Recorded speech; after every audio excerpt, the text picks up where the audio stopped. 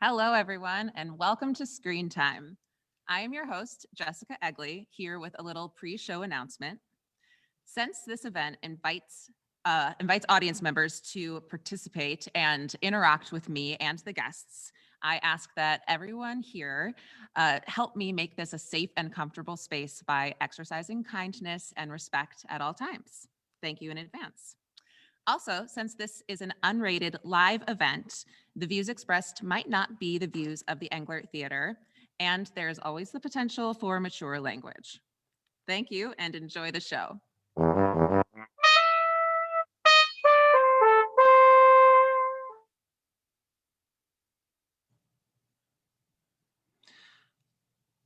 You guys, I have a bit of a confession to make. My job is really cool. That's not the confession. But I mean, I get to meet artists and musicians and tour managers, agents sometimes.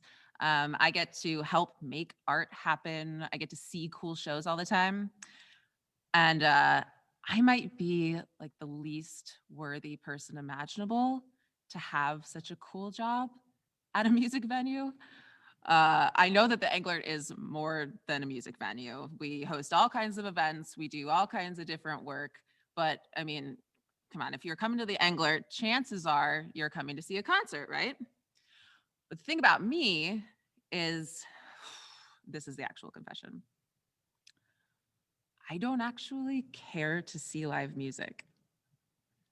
I know that's probably pretty offensive to some of you, and I understand that that is a blanket statement, but let me explain.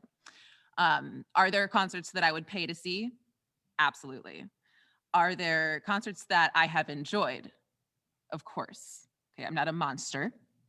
I melted to the floor like a sobbing puddle of flesh when I heard Art Garfunkel sing Bridge Over Troubled Water. I have been moved by music many times.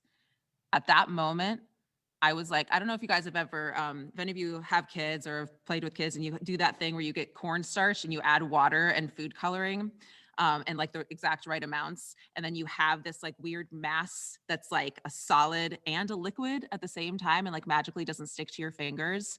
I think I learned how to do that from Zoom, which is probably aging me a little bit, but that's okay.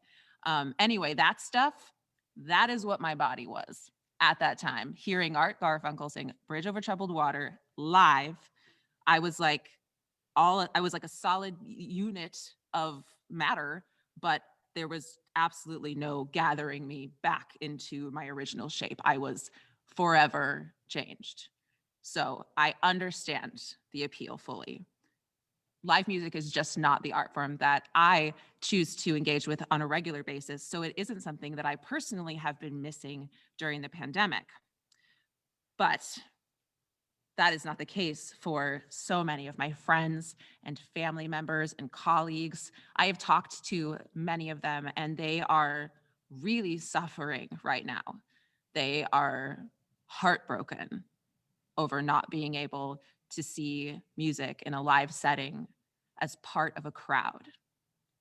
So that is what we're here to talk about today. We're going to talk to some community members who have worked hard to try and bring some of that energy to people in a virtual way.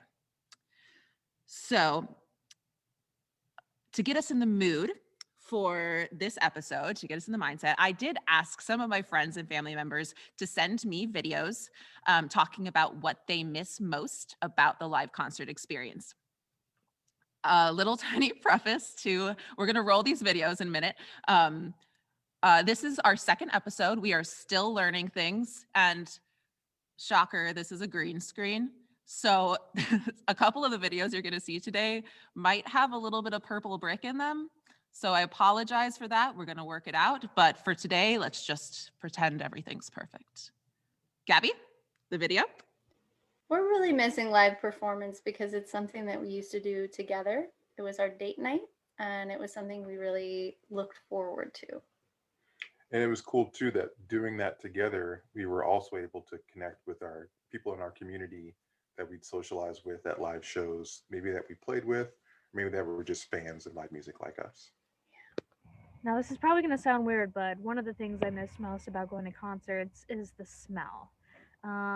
Nothing about the smell out of context is good. You know, sweaty people, cigarette smoke, you know, sticky beer on the floor smells, but something about it just in, you know, a venue all together, just grimy, raw, you know, primal energy that comes with that smell, and I just kind of miss it, man. I'm not gonna lie, I miss it. What I miss most about live music is being shoulder to shoulder with all of my friends and hearing the music in person.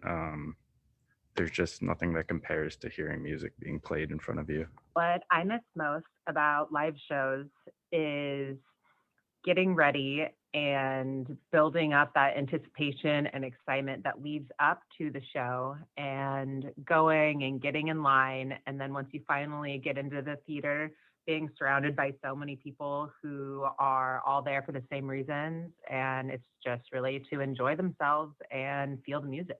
Look at the social divisions today, and I understand maybe more than ever the irreplaceable and very powerful positive role they've played in my life. They've kept me sane and grounded. I've met all kinds of people from all walks of life, created indelible memories, and been a part of so many diverse communities, if only for a moment. It's lifted my spirit, allowed me to feel like I belonged, and got me through some tough times. It's cheaper than therapy, healthier than pharmaceuticals. I know it's only rock and roll, but I miss it.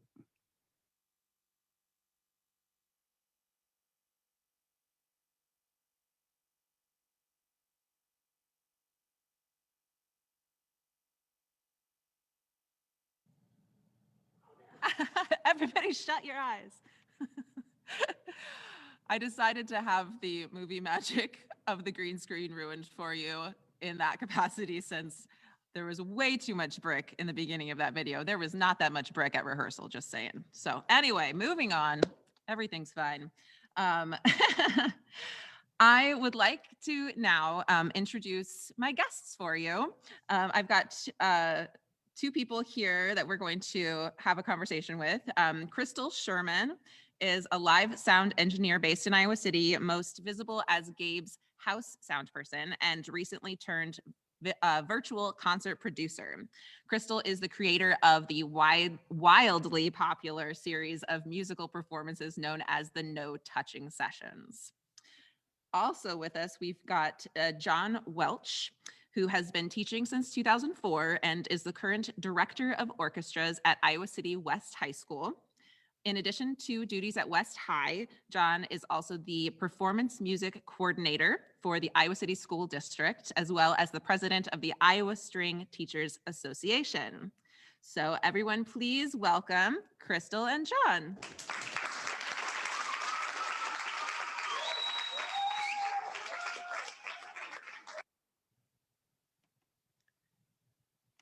I'm going to spotlight them so they can join me here on the screen and unmute them so we can talk to them. Fabulous. Okay. So hi, Crystal. Hi, John. Hello. Hi, Jessica. Hi. Thank you for bearing with that silly intro that just happened. Oh, it's awesome. I really appreciate you guys being here. I'm so excited to talk to you. Same. Happy to be here. Thanks. Good. Crystal, I'm going to start with you. I would like to hear more about these no touching sessions. Can you talk a little bit about the origin of that project? Sure. I'm a live sound engineer, and we don't have live shows anymore. So about 2 months into quarantine, my friends and I were sitting in the backyard and decided we were going to use the empty Gabe's upstairs to keep doing keep doing some kind of a show safely. So we invited some solo and duo acts, just myself and I would say my co-creator, Dan Miller. Minimal people in the room to record these performances and use Facebook as the live portion of it to invite people to watch and chat. So something like a live show. Awesome. Sorry, I'm like choking my water. Thank you. So we actually have a couple of videos that you sent us. I want to just share a couple clips with the audience so they can see what the no touching sessions look like.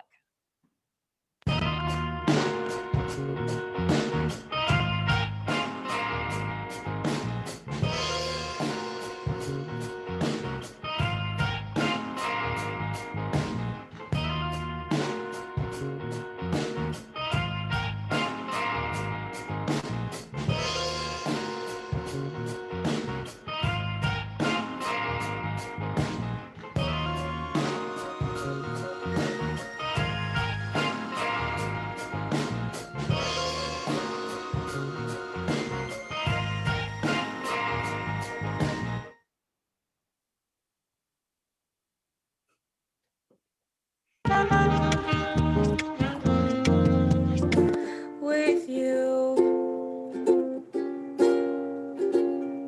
so I am here without a goddamn clue what to do with you.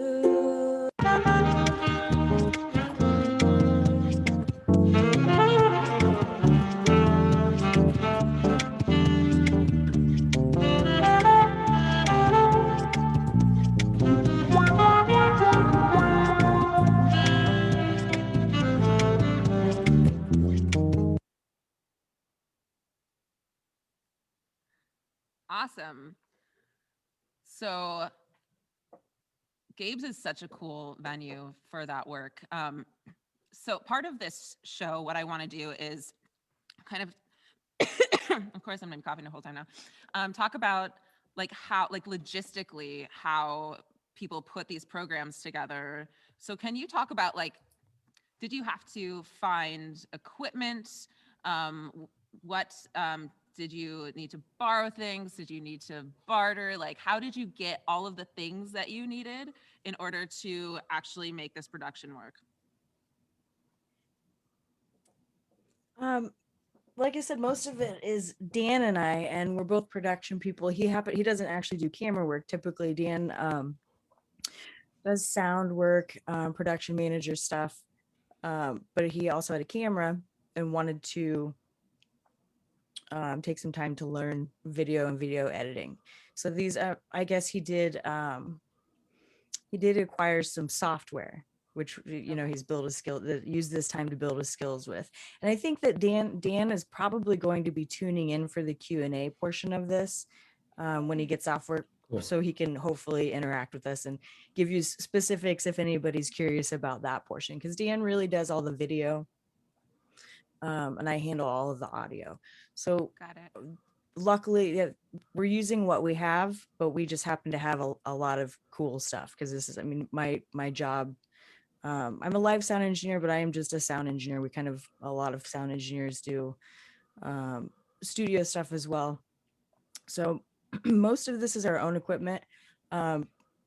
Gabe's is providing a lot of the cabling. Very fortunate that Scott and Pete, the owner and manager, are letting us use the space and use their electricity. But yeah. Yeah, wow. Recently, what's that? Oh, sorry. Recently, we upgraded some of the audio equipment so I can have, we're running a multi-track as a backup because I'm mixing all of the sessions live.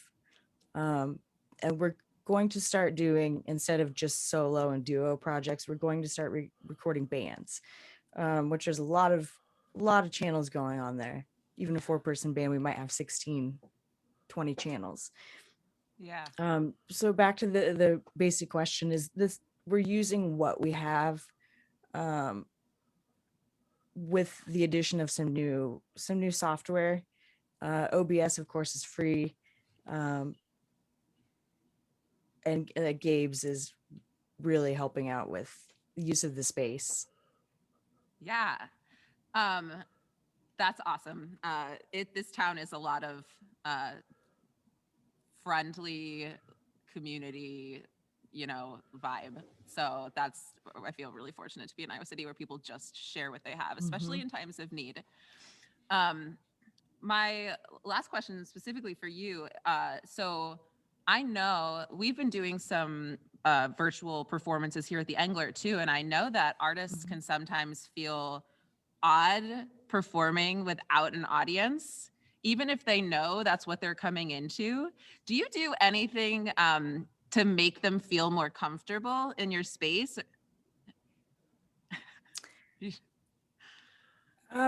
Part of Gabe's is just dark, and you know how dark it is if you've been to Gabe's. So even when you're on stage, you're performing on stage, the lights are so bright that you usually can't see the audience. You can hear them, but unless you're in the front row, you can't see them anyway. So I think we have that going for us, and especially with the video, the stage lights are even brighter for Dan's needs, so he can edit it properly.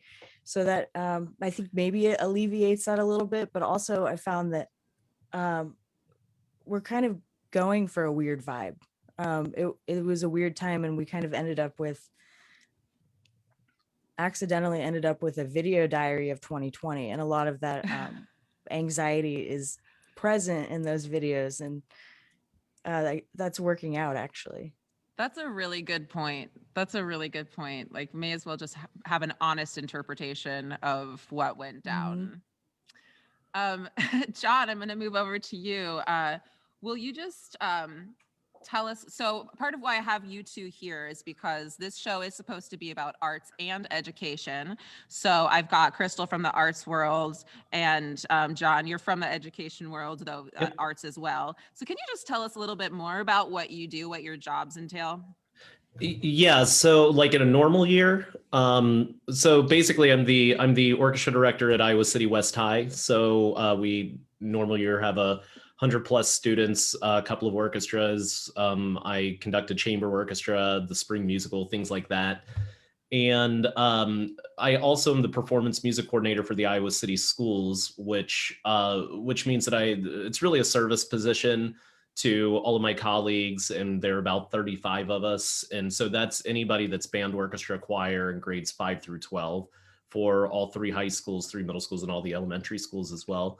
And so those are my primary jobs. I'm a teacher, but also I just get to help out my colleagues with organization, budgetary things like that. And so, yeah, that's primarily my position. Great. And you also have some clips to share with us. Can you just give us a little background on what you have been up to and what specifically you're going to share with us? Yeah, this is actually really cool. And I just love everything that we just heard, and just kind of how that applies with us too. So, at the start of this year, I can't even say it was the start of this year, it was a year ago. It really feels as though that all blended into what's happening now. As a district, the teachers met, we worked with our curriculum folks. I was able to serve with a lot of our different different disciplines that we have to try and figure out what we were going to do. Because one of the first things, throughout the summer that we knew what was going to happen was there were going to be no concerts. And we had to figure out quickly, how do we adapt our curriculum and how do we adapt our instruction to work with different learning models, whether it would be, online or, students that were coming in an A day and a B day, and you might have mixed ensembles and you might not be able to meet with your kids as you normally would. We were just trying to figure out what in the world to do.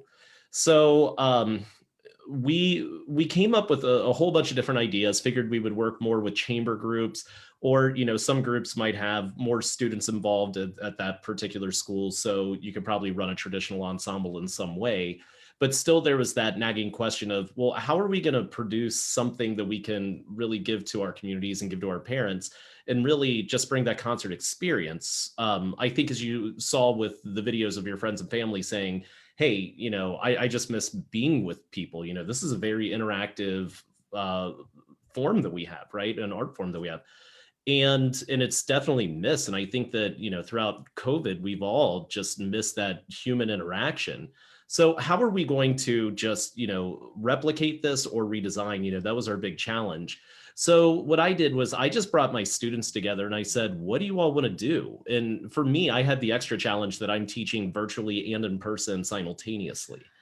And so, and that's just a unique thing with me, not if there are folks here saying, is that what the Iowa City schools are doing? It really kind of tailors into my position that I kind of had to make that happen. And we've done some really cool things with this. So I asked the students, said, do you want to just work on chamber music? Would you rather like do some big ensemble stuff? I'm not sure how we can do this, but let's explore some different apps and figure out what we can do. And we tried a few things in the first month or so. And it was also frustrating because we were totally online and then some of the kids were in person and, you know, we've been back and forth all year. So I just stumbled upon an online, what we call a DAW system. I think it's digital audio workstation. So, and I'll share that in just a moment. And what I found was that we could actually, this particular one, it kind of has the social media connectivity of like Facebook and, you know, kind of the interaction there. But then it also has the collaborative design of like a Google Doc. So what we were able to do was start to have students just record from remote locations. And I quickly learned how to do some sound engineering. And it's a little intimidating to be with somebody who does this for a living. So, you know, when you see my work, you know, I'm both proud of it, but at the same time, just like, yeah, you know, a lot to learn. So this whole year has been that way. So I'm going to share my screen and just kind of show you what we ended up doing. And it's really cool just how we have, you should be able to see that, hopefully. Yep. Okay, and sorry, everybody. You'll see the background. I'm not gonna make this any larger than what it is. So basically, let's kind of go over here. We started working with this thing called Bandlab. And what's cool about this is Bandlab, similar to like a Bandcamp or a SoundCloud, you can produce albums and share them, but it has an interface of like Facebook. So you can, you know, interact with other artists and everything else. But within it, it has an actual online DAW system, and I think I have one open here. So what you can do is actually go in, and for folks that have worked with this before, this is going to make a lot of sense of what you do. But what we were able to do was I was able to work with my students and section leaders, and we would just take sections of a piece and we would just attack it. And basically what we would do is just go through and say, all right, we're going to record measures 1 through 50. It's due in 2 weeks. And then we would have section leaders go through, make a guide track with metronome, and quickly taught kids how to use headphones, use whatever device they have. And it was really cool because the kids had a lot of this. I have to say also, you were asking about like, you know, were there funds for different things? One of my roles as music coordinators that I work with our overarching booster group for the district, the Music Auxiliary. And they were able to free up some funds this year because, you know, we weren't paying for bus trips and things like that. And they were able to give everybody certain funds. So one of the reasons I'm wearing these headphones is because I'm using condenser mics that we were able to, you know, purchase with them. And there were just some other software, hardware things that we've all been able to have access to help the kids. So, you know, this is a free, completely online thing that we did. And within each of these different sections here, there are a number of students, and this is a completely different mix from someplace else. And what I was able to do, and when you have this all finished, you can eventually just turn it into an album. So this was the project that we released in December. And it's really cool. You can put this out there, and like, you know, if you're doing things with DAW systems, which, you know, most pop musicians really know how to use and everything like that, and are doing really cool things with, we were just trying to adapt that with us. And so we just made an album, and we kind of stumbled our way through it. But once we got to the end, it was like, we were really proud of the work that we did. And along the way, we were able to, so first off, I put this up on the Bandlab area, but I also have this through our website, which I'll share with everybody later. And one of the kids decided, why don't we name the Silver Linings, which is appropriate for the year, right? Oh. You know, right? It's just it's a great thing. And what was cool about this was we were able to have kids at home in person. We were able to rehearse. We were able to do just a lot of the things we do, but then come together and make this work together, which was an important thing for me. How could we just keep the identity of this group here? So, here are the tracks. I was able to download these as WAV files and upload them onto our website. And on the side here, this is kind of cool. You can see our social media with Instagram and Twitter, to where we were also promoting this, like, hey, there's an album release. And this was our first attempt, and you'll hear how rough it is, and it gets a little bit better. So.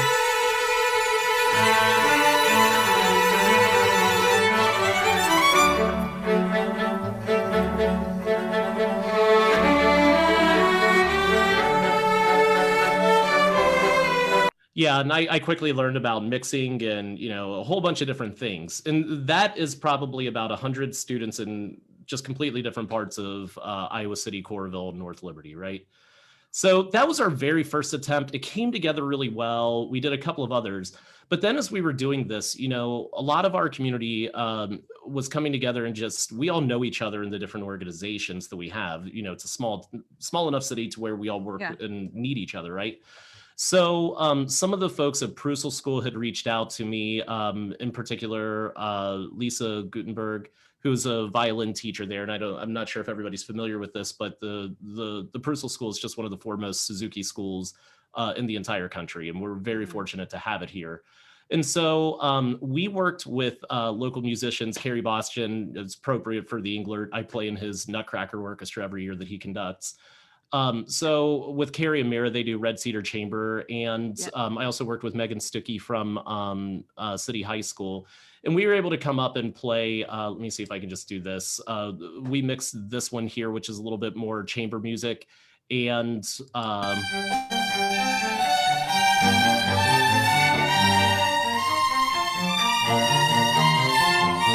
I'll just play little clips because I know we have, a lot of time, or not too much time for this, but there, it was just really cool just being able to collaborate with them. And as we were doing that, I had an idea right before Thanksgiving, and I called some friends of mine who are local musicians, in particular, 𝘱𝘱𝘁𝘱𝘁𝘁, who's a local bass player, and he plays in my band, and I know that he plays in, just all around.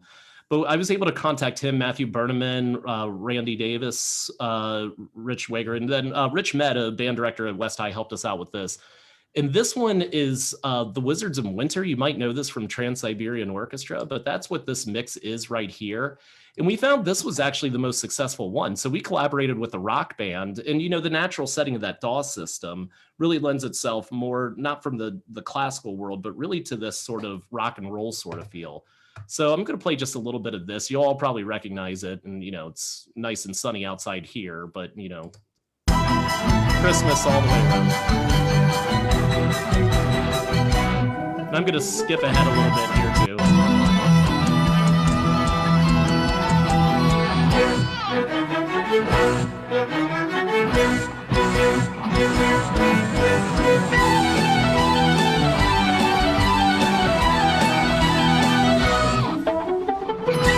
And I'll stop that. But I just love that because we also got into different filters you could use. That's actually a blend of Randy on guitar and my first violin section, just like little shreddy Krugers. So they were, it was really funny. And then, another thing we did, we actually did a virtual ensemble with our choir. I can't take credit for this other than organizing. I even played on this one, organizing the chamber orchestra, but this is our choir director David Haas did all the background work on this. I believe in the sun. I believe in the sun. Yeah, and so I know we're just kind of strapped for time, and I'm taking a little bit. So okay. So we had a lot of projects we did, and then we translated that into this trimester. To where we're working on things with our junior high group. We're also doing things again with the choir, based another setting of America the Beautiful. It's called America the Dream, that has lyrics that are more inclusive to everybody in our community. and Nice. members of different races and all of that. And it's inspired by Dr. King's speech. And the composer and the arranger for that actually adapted that one for our needs. And we're still mixing that one. It's taking a little bit longer. So we've been doing that. We've also been doing some live performances. I'm really interested to learn more about, streaming and, and the sound engineering of everything, because, and I'll stop sharing here. I bought, with some of the funds we have, a Zoom Q8, which is Zoom is like a big audio recording company, and it's just a handheld camera with a fisheye lens, to where now I just get up on the podium and conduct, and kids at home are just watching as though they're immersed in the rehearsal. And then we can put that on Zoom and run it through OBS, and we're actually doing a live stream performance. So there's a lot that's come out of this. And, on my end, I've learned not just how to be a teacher, but how to engineer this stuff, and just so much respect for that. And that's, a whole other world that the kids are just now being exposed to, that they might not have received in just a normal traditional setting. Okay. I am I'm so impressed. You actually managed to answer all of my questions within your presentation there. I wanted to ask you how you were able to keep youth engaged, like how you were actually keeping them like interested and like passionate about this in this like new world. And it's like using them as collaborators, of course, treating them like, part of the process. Yeah, and I don't want to paint a big picture here that it's all perfect and everything. It's hard, and and keeping the kids involved, because it's work on their end too. So and I know that, like, I kind of caught right before spring break, like, well, you're not all getting your Bandlab assignments in on time, so as this kind of run its course, we need to switch on to something else. And but it's served this purpose during this time, and it's definitely been educational for everybody. So it's Great. But the kids were very enthused with this when we were doing this, and I think they were super proud of the work. That's great. That's awesome. I was also going to ask you how like what opportunities there were for greater involvement in like the overall Iowa City community, but it seems like you've incorporated Red Cedar with Carrie and Mira and other like local musicians that are friends of yours. Is there any other way that you've been like really connecting with the overall community? Yeah, we're actually talking about expanding outside of the state and everything, and just like I know the former conductor at Iowa State is now at Texas State University, and he's a friend, and we've been chatting. He does the same thing with Bandlab, did a couple projects like that. So we're just reaching out that way, and there's a lot that we're able to do, and we're really just trying to figure out how in the world is this year going to end? Are we going to be able to have a concert at the end of the year? And all of those things with our curricular groups. So we do have some more projects coming up, but we're just trying to like narrow down what we're doing there. Yeah, and it's been really cool too, especially being able to work with, like, I should mention those musicians that were doing the rock stuff. That's most of them play with the 𝘱𝘆𝘆𝘵 Brothers band. And then just a shameless plug here, Randy and Rich are also in 𝘍𝘍𝘆𝘆𝘆𝘵 Rich with me, where I play fiddle. And so it's been a lot of fun being able to just collaborate with friends, right? So yeah. On that note, kind of, I do want to move on to our next segment, but I want to give you guys an opportunity to talk about and just share what people should watch out for. How can they follow you? How can they see what you got coming up next? Crystal, I might just pop back to you first. Sure. I'm just going to put in the chat my webpage, and that will everything, all the links are on there. You can get to the No Touching. You can see the upcoming sessions. You can watch the archive at YouTube. So I'm just going to pop that up there. No Touching Sessions Season 2. I think we're going to start that. I mean, we are recording, but I think we're going to start broadcasting again on probably the 1st of April. So look out for that. But I'm going to pop this website in here. Great. Thank you. And John, what about you? What should we watch out for? So I think our next thing is that we're gonna just, we might do some more of this band lab. We have a couple more things coming out, but also we're gonna try our hand at live streaming and things of that nature, and really working with visual and audio like that. It's really exciting to get into that. So I'll put up our website and our handles. It's at West Orchestras. That's for Twitter and for Instagram. It's the same. And then I'll probably throw in a little plug there for the 𝘍𝘆𝘆𝘀𝗵𝗏𝗧𝗏 new EP that just came out. And Yeah. we've gotten a little bit of play on IPR's Gas Money. So we were really, Oh, cool. we were excited about that. So I'll Heck just go ahead and yes. put all of these in here, and I'm sure everybody will be able to see them. Yes, yeah. Just use that chat. Great. Well, thank you both. We're going to come back to you. But for a minute, I'm going to give a break to Crystal and John here and introduce a brand new segment that I am calling the Community Youth Spotlight.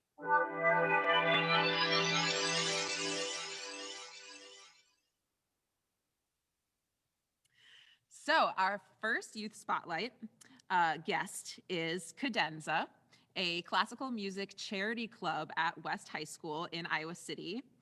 It is a community volunteering group made up of talented student musicians with a passion for classical music and goodwill. Members play classical music in fundraising performances for nonprofit organizations. And additionally, they enrich their knowledge and understanding of classical music through their involvement in the club. So Cadenza's mission is to generate change through music. Founded in 2019, they first targeted fundraising efforts towards Iowa City Music Auxiliary. And since then, they have held several independent concerts, in person and virtual, and performed in invitations from local businesses to fundraise for a much wider variety of charities. So I'm going to be welcoming two students from that Cadenza club.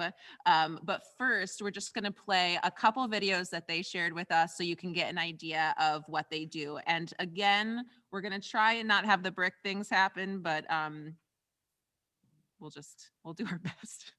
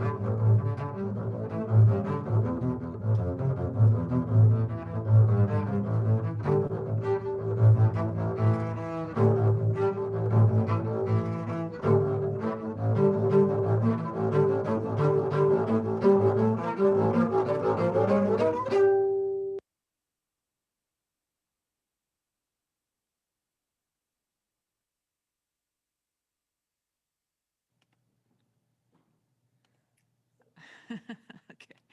So while we get my background back up and running, I'm going to be adding in 𝘱𝘆𝘆𝘀𝘁 and Jonathan from Cadenza Club. Hi, guys. Hello, how you doing? Thanks so much for being with us today. I'm so excited to share what you're up to. Can you guys just talk a little bit more about those videos and what what those performances mean to you? Well, I guess compared to some of the other performances sort of spotlighted today, those two videos kind of highlight the more independent nature of what we've been doing virtually. Basically, those are both performances from our virtual concerts. Everybody really gets to choose their own performances in our club. So we kept that through our virtual concerts. Cool. So basically how that sort of came about was just, so we had just started our club last year, right? And then we were preparing for like our first big sort of concert, right? And then COVID hit. So then we were kind of like, what do we do now? What do we do? Yeah. Yep. Yeah. So then we just try to find a way to recreate all what we were planning in person, just recreate all virtually. And that's how those two performances came about. So is it a fully student-run club? Did you guys manage all of that as students yourselves, or did you have a faculty assistant? It's mostly student run. So how it works is we have our executive board, and then we have our promotion and concert organization, and we all work together to help organize the concert, promote it, and then actually make it so that it happens. So we have this whole Got sort it. of kind of system running it. Cool. So talk a little bit about I want to hear about the process of how you decided to translate your work into like a virtual space, but more so like about like how were you able to stay connected as a group and like harmonize and you know just like stay musically connected when you were in different locations? What was that like for you? Well, Oh yeah, you go. well, in the spring when COVID first hit, well, we didn't, like, to be honest, we did not stay very connected. We just had people organize their own recordings, send them in, we just put them up. And then during that time, we were like, you know, it would be a lot easier to do this if everybody just played a solo and we didn't have to organize all this. But they aren't playing solos, so we just found ways to sort of have everybody record synchronously, like not at the same time, but they all had this click track they were using at the time. So we just added those recordings together and they just synced up. Now, this year, we actually started doing stuff as a club again. So essentially what we do now is we try to, each week we meet as a group and we try to sort of teach people a little bit more about like different facets of this giant genre. And I think the more we do that, the more they can understand like their own piece that they choose. And we've continued doing like the same things we've done in spring for recording and performances, except now they're actually recording together in like Zoom calls. So maybe like one person's gonna play, the other people follow them. But that's basically how we've sort of changed over time regarding. 𝘱𝘆𝘆𝘀𝘁, do you have anything to add? I think, yeah. So I guess during the beginning, it was really hard to figure out how exactly we were going to do this. It wasn't the cleanest process, but I feel like by now we've kind of gotten it a little bit more organized so that we have more of a scheduled meetings for a club. We have these meetings where we teach people about classical music, different composers, genres of music like minimalism. And I think that we've managed to more or less figure out how to do all of this virtually in a way that sort of works, I guess. It's kind of been hard to do it, but yeah. Yeah. So you both actually touched on my next question a little bit, which is in your bio, it mentions that your club is about like enriching your knowledge of the classical music genre. Like, how do you come up with your lesson plans? How do you decide what you actually want to learn? And are you having to teach yourselves before you teach the rest of the club? How does that work? So I guess a lot of it is we figure out some things that we haven't touched on before, and then we just like think about like maybe we want to do something about Baroque, the Romantic period, and then we try to not go too broad about it because just one of those periods alone has so much information about it, and we try and be very specific, a specific composer in a specific time and something like that. And then after we pick what we exactly want to teach, we do a lot of researching and try and figure out what the person actually did in a lot of their pieces and stuff like that. Then we put about like, we just like on Google Slides, we put in the things they did, the pieces they wrote, and maybe even some clips about the pieces and like, yeah, maybe even like some of the clips of like the pieces, and then we let our groups listen to them. And I guess we just teach ourselves first and then teach it to the rest of the club. Okay.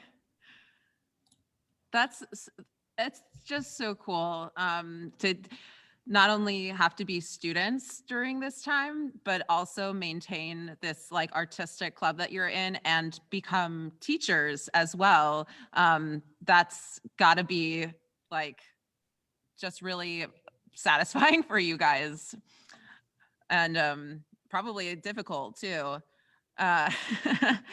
Can you talk, I want to get to the audience Q&A portion of the day, but can you just share what your next event is or your next program that's coming out, and maybe put something in the chat if you like, so that people can know how to follow you?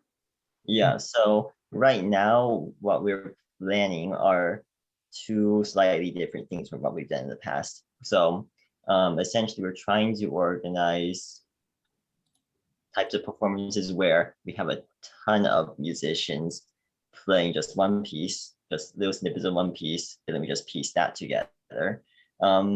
So we've planned one for 𝘱𝘆𝘆𝘆𝘆𝘆𝘆𝘆𝘆𝘆𝘆𝑐𝑡𝑟 I think Bhavon just sent that in the chat. So currently we're still trying to get the necessary people for it. And essentially these pieces are easy enough that essentially any musician, even with minimal experience, can sign up for these. So like, if you're a musician, sign up. It's just like a bunch of measures of Hono. It's not difficult at all. Great. Okay, so now we know how to watch out for what's going on with you guys. I'm going to change to gallery view here and invite our audience, which a lot of our audience is actually on Facebook Live right now, instead of here with us, but that's okay. So does anybody who's sitting in the audience have a question for any of our guests?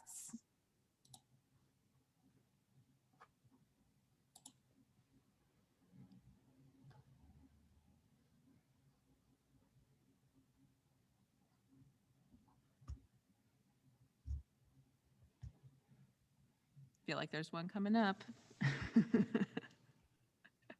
I have a plant over here to my left to ask questions if we didn't get any questions. Can I say something real quick? Yes, John, please Yeah. say something. I'm just trying to be careful of how this sounds. I'm actually the faculty advisor for the Cadenza Club that's here. And when they say like, yeah, it's pretty much student run, it's student run. But I just wanted to say these guys do an incredible job. And, you know, one of the things that they do, like, you know, I'm really just a conduit and just like help them out with like, okay, here's how we can get here. So let's get the paper signed and let's do this, that, and the other. But these folks, like, they run the show themselves. They are very amazing students. Did you guys mention what you have coming up on April 30th, that particular fundraiser? All right. So we are, so after these sort of mass performances of pieces, we are going to have like one of our more, I guess, normal virtual concerts, if you can call them normal, coming up around April 30th. So essentially, I think this is going to be like the big concert where we're just gonna sort of maybe close out the year with this concert. So we know, so Red Cedar Chamber, they're going to be performing with us. Cool. So Red Cedar is going to be the highlighted group on that Friday night, and that's going to be a week-long just release of music. So if I could just kind of say, just like, you know, being involved with these students, follow them on social media. They are on point with that game, and they are just like, these kids, it's just so exciting to watch what they're doing and just how they're keeping the music alive. And it's just really inspiring stuff that they do. Absolutely. Absolutely. And that is why this show exists, is to just bring more light to people in our community, youths and otherwise, who are doing really cool stuff. So on that note, oh wait, I see a question. We have a question. Look at that. I can't read it though. Can you guys read it? It's too far away from me. Oh yeah, future projects. So we actually have a few things that we would like to do in the future. So first off is expansion. Right now, we're trying to branch off our club, not into just our school, but also to other schools in our district. We already have someone in mind for Liberty High School, a founder there, and also their band director was also pretty excited about it. We're still trying to find someone in City High, but I think after our school year ends, then I think we want to try and expand into our district. But then next year, we actually want to try expanding maybe into other districts. And I feel like it is kind of a daunting task, but I feel like doing that would just be a really cool way for us to leave our mark on Iowa and just, I guess, transform the musical scene into something better. So that's one future project that we have in mind. And another one is also, a lot of the band and orchestra kids already do this sort of thing. They have a tour where they go to the elementary schools and stuff like that, where they just play their music. And I feel like we kind of want to do something like that again, where we can just show off the musical excellence at our school and maybe inspire these kids to achieve these heights and get interested in music like we have too. So those are two big projects that we have in the future. That's awesome. That's so, it's just so great that Iowa City has students like you to help enrich our arts community and even get younger generations interested in the kind of stuff that you're doing. So I'm just really happy to hear that you guys are doing what you're doing. Crystal, did you have anything last minute you want to say? I know Dan was going to maybe pop by, but I don't think he did. Any final words about Gabe's or no touching sessions? It's okay. No, just nope. Just tune. Check out that link. That will keep you up to date for season 2. Awesome. Thank you. Okay. Well, I just want to say a huge, huge thank you to all of my guests. Remove spotlight. I need to spotlight myself again. It's been really, really fun talking to all of you today. I'm going to, sorry, it's episode 2, still learning things. Thank you all for being here. Thank you for those who tuned in the Zoom meeting. Thank you to those who tuned in over Facebook Live. That is what we have for today. I want to also thank my lovely team who is here. I would not be able to do any of this without them. And I want you to all join me on Thursday, March 15th, which is the next episode 3 of Screen Time, which the theme will be dance and fitness, when I interview Leslie Nolte of Nolte Academy and Maureen Baran, owner of Bar 3, Iowa City. And that's happening March 15th, 5:30, same time. So thanks again to all of you for sharing a little screen time. See you next time.